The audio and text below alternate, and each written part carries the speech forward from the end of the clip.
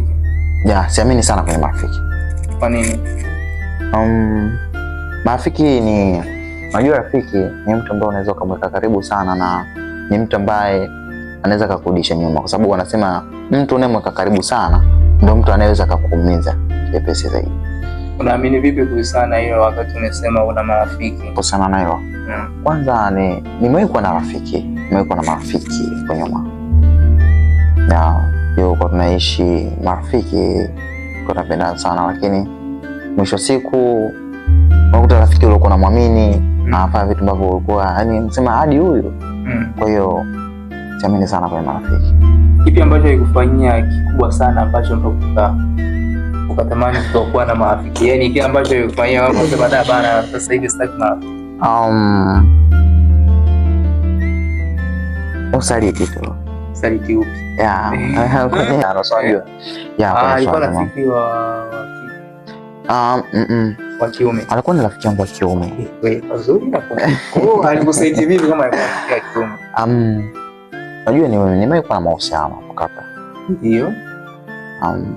Na huyo rafiki yako alikuwa anafahamu? Ya, alikuwa anafahamu. Na mwisho siku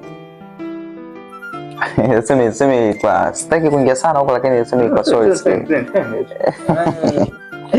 Napenda kuchokora wewe.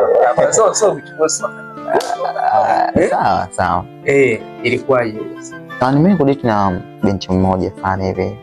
Mrembo mzuri, na hisi akiona anajua mrembo ni mzuri. Yeah. Mimi kudate na yule binti. Na nimekaa naye na hisi ndani ya mwaka mmoja. Mwaka mmoja? Yeah. Binti wa watu mwaka mmoja? Asijishi naye ghetto.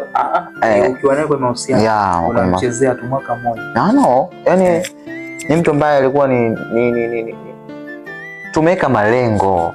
Nimeelewa. Okay. Yeah, tumeweka malengo kwa tunasema bana, mimi nikiwa napambana kwa sababu kwa chuo. Na meza chuo, mimi nikiwa napambana tu tumefikia level fulani hivyo.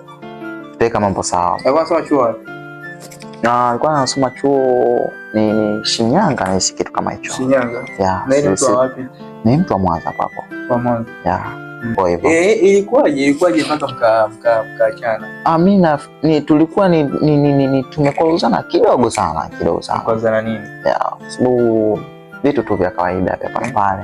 Nini? Vijana wadogo mnakoruzana nini? Ubize tu. Bize? Yeah, nilikuwa bize afu nilitoka, nilisafiri bila kumwaga.